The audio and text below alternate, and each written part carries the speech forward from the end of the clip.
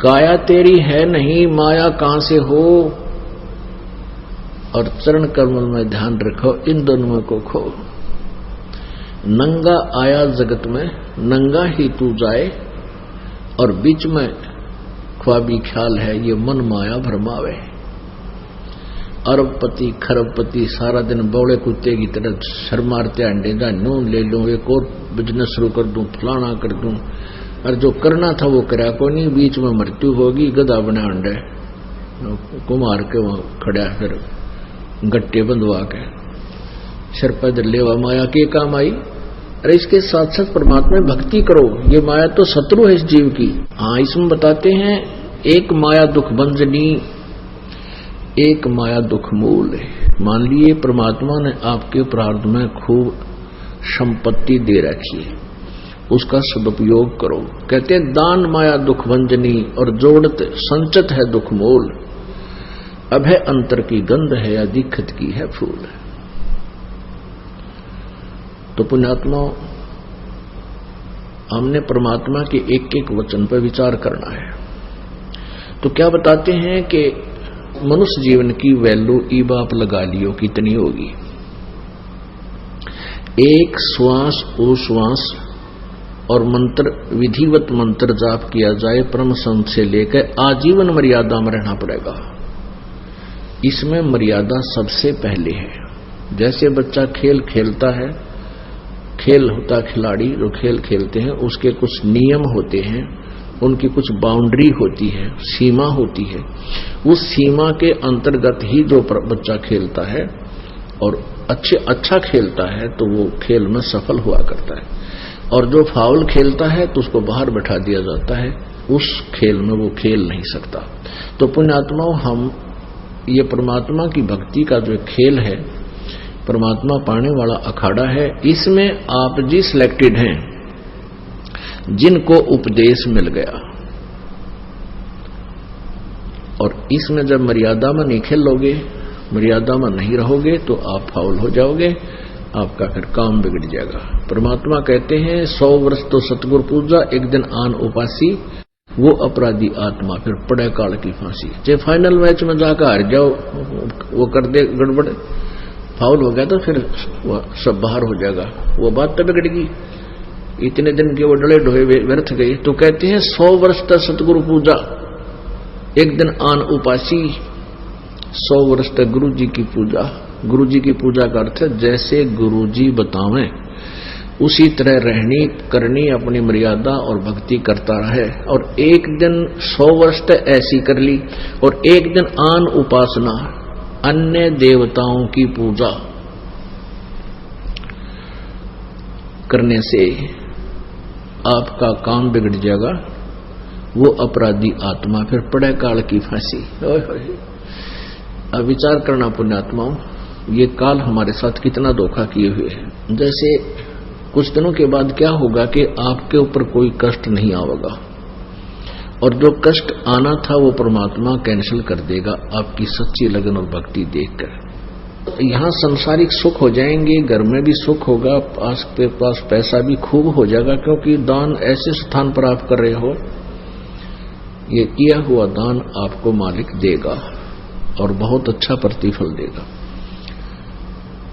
तो कुछ दिनों के बाद आप भूल जाओगे, सत्संग में आना भी कम कर दोगे, ये बट नेचुरल है। ये दास देख रहा है, आज से जो 15 साल पहले लगे थे 100-200 परिवार, अब उनमें से मेरे ख्याल में 10% उस लगन से 10% लगे हुए, बाकी ढीले पड़ गए, क्योंकि उनका सुख गणे हो गए।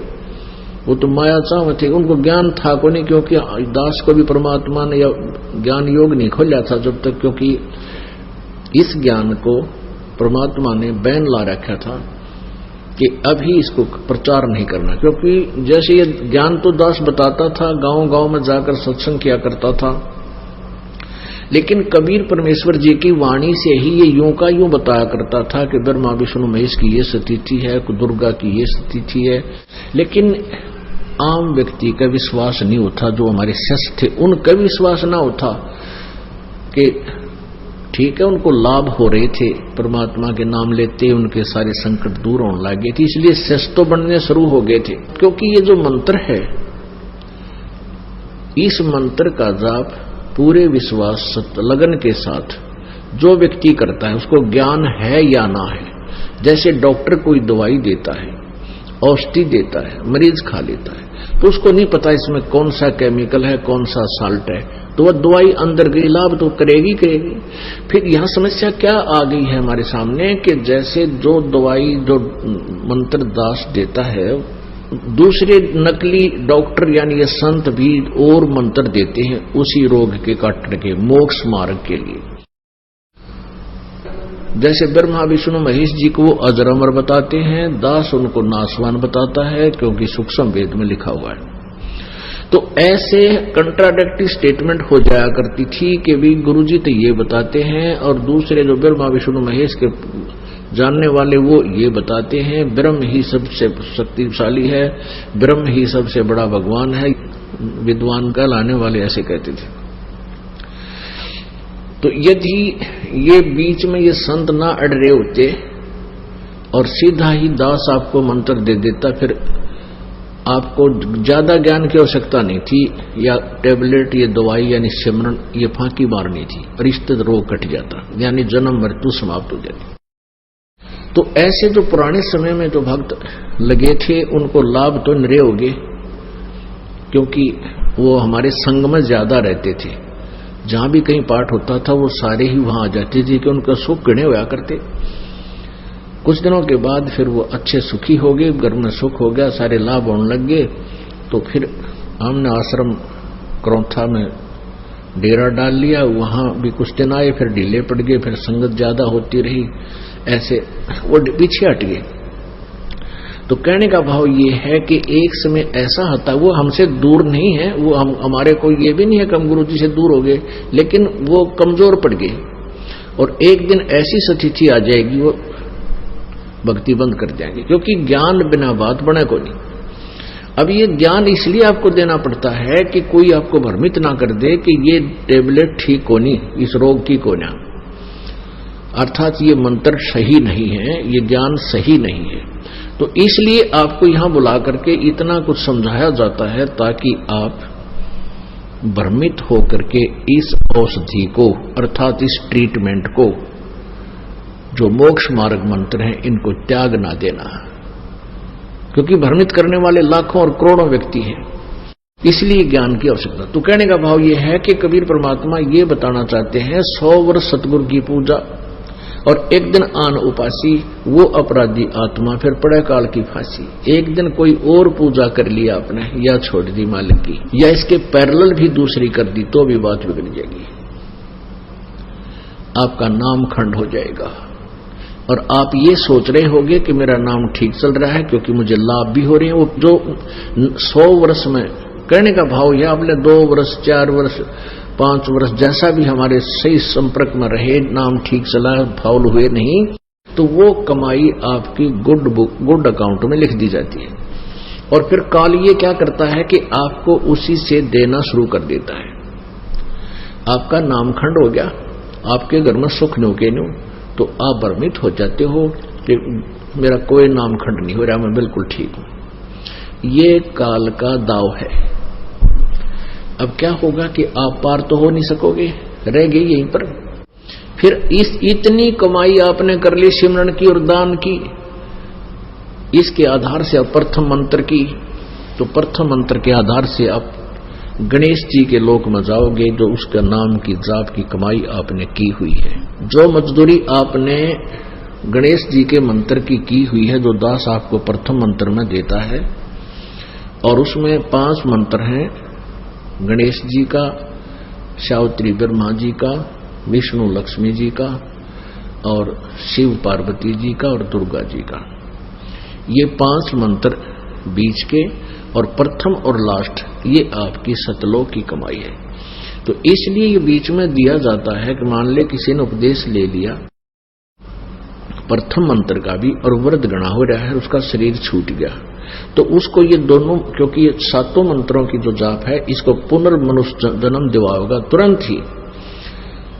और फिर इसलिए ये दो प्रथम और लास्ट मंत्र जो है परमात्मा की भक्ति के हैं, परमेश्वर की साधना के हैं।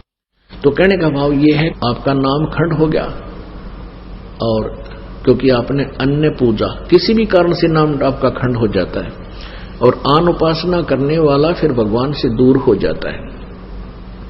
तो आप जी के पिछले जो किए हुए पिछली कमाई भक्ति है, उसके आधार से पहले मान ले आप गणेश जी के लोक में जाओगे, उसके बाद ये वहां आपकी पुण्य कमाई को समाप्त करके वहां कोई गण बन जाओगे, कोई देवता बन जाओगे, वहां नाचा कुद्दी सारी सिद्धि पिद्धि निराडंगा बरा है, तो वहां आपकी खूब ठाठ रहेंगे आपके। जब वहां की कमाई समाप्त हो जाएगी प्रथम मंत्र की, फिर ब्रह्मा जी के लोक में जाओगे, वहां पर देवता बन जाओगे, पता नहीं क्यों वहां ठाठ करोगे। आपकी ही पूंजी, आप ही का खर्च उस होटल में बर्बाद करते रहोगे। उसके बाद फिर आप विष्णु जी के लोक में जाओगे, वहां पर बहुत अच्छा, सबसे अच्छा रेस्टोरेंट है इन तीनों लोकों में। ब्रह्मा विष्णु महेश के तीनों लोकों की तुलना में विष्णु जी वाला स्वर्ग सबसे ज्यादा अच्छा है, वहां ज्यादा सुविधाएं हैं होटल। तो वहां विष्णु जी की जो आपने साधना की है, वहां उस कमाई को वहां बर्बाद करोगे। जब वहां तो आपकी जेब कट लेगी, आपका पुण्य खत्म हो जाएगा, फिर शिव जी के लोक में जाओगे। शिव जी के लोक में आपके मंत्र की कमाई जब समाप्त हो जाएगी 1000 वर्ष में, 2000 वर्ष में, उसके बाद आप दुर्गा के लोक में जाओगे। दुर्गा के लोक की कमाई आपकी समाप्त हो जाएगी। उसके बाद फिर आपका नाम रहा होगा इस सतनाम के मंत्र की कमाई बर्बाद करवाने का। इसके आधार से आप ब्रह्मा की पदवी भी पा सकते हो, आप विष्णु की पदवी भी पा सकते हो, आप शिव की पदवी भी प्राप्त कर सकते हो। और फिर तो आपकी आंख खुल जाएंगी। जो ब्रह्मा विष्णु शिव जी की पदवी प्राप्त कर ली, आप ना सुनो किसी की। फिर यहां पर एक छोटा सा कोई सरपंच, एमएलए, मंत्री, मुख्यमंत्री, प्रधानमंत्री बन जाए, उसने कह दो आ जाओ सत्संग में, जब कद्दे भी सुन ले तो अपनी मर्जी तक कितने डले डोले कहीं धक्के खा ले, लेकिन सच साधना पर नहीं लाग सकता, क्योंकि उसके पास इतना विमान हो गया और वो फुल्ला नहीं समारा। और ये काल का जाल है, पिछले पुण्य कर्मों को बर्बाद करवा कर उसने ऐसे जैसे आम चूस के और फेंक दिया करते हैं, ऐसे फेंक देगा इसको उठा के लास्ट में इस जीव को, फिर बन जा गधा, कुत्ता, सुअर। तो पुण्यात्मा परमात्मा जो कह रहे हैं कि 100 वर्ष तक सतगुरु पूजा, एक दिन आन उपासी, वो अपराधी आत्मा फिर पड़े काल की फांसी। हम ऐसे बर्बाद हो जाएंगे। तो इसलिए अंतिम श्वास तक आप जी ने सिमरण करना है, अंतिम श्वास तक मर्यादा में रहना होगा। कहते हैं परमात्मा कहते हैं पाकी खेती देख कर गर्भियों मत किसान। मान लीजिए जिसने तीनों मंत्र प्राप्त हो गए, ओम तत्सत, यानी सारनाम तक आपको प्राप्त हो गया, तो ये ना सोचना कि काम बन गया, नहीं। कहते हैं पाकी खेती देख कर गर्भाइयों मत किसान, अब हो झोले बहुत है घर आले तब जाने। खेत फसल, किसान की फसल पकी हुई है गेहूं की, और वो खुशी अभिमान मत करना, अभी तो खेत में खड़ी है, आग लाग जा, ओले पड़ जा, बता नहीं के कारण से बर्बाद हो जावे। कहते घर आले तो शुक्र मनाना। तो आप कितनी ही भक्ति कर रहे हो, अच्छा दान भी कर रहे हो, जरा सी भी कोई गड़बड़ कर दी तो फिर बर्बाद हो जाएगी। ये बर्बाद ही है। आप चाहे स्वर्ग, महास्वर्ग, ब्रह्मलोक में कितना धक्के खाए जाइए, वो अपनी फसल, अपनी कीमत बर्बाद कर रहे हो, अपनी भक्ति नष्ट कर रहे हो।